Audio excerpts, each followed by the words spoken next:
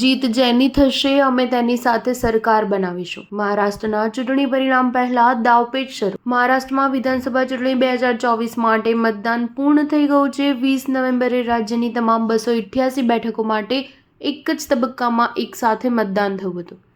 રાજ્યમાં મુખ્ય હરીફાઈ ભાજપ, શિવસેના અને એનસીપીના ગઠબંધન, મહાયુતિ અને કોંગ્રેસની મહાવિકાસ અઘાડી, શિવસેના અને એનસીપી વચ્ચે છે।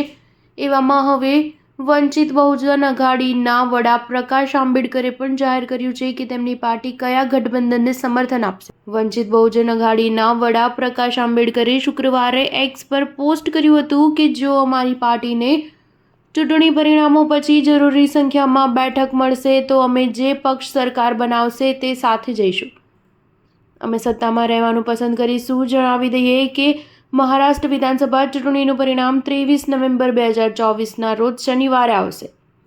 મહારાષ્ટ્રમાં યોજાયેલી વિધાનસભા ચૂંટણીમાં વંચિત બહુજન અઘાડીએ 200 બેઠકો પર તેના ઉમેદવારો ઊભા કર્યા છે। અગાઉ વર્ષ 2019માં યોજાયેલી વિધાનસભા ચૂંટણીમાં વીબીએ 236 બેઠકો પર ચૂંટણી લડી હતી।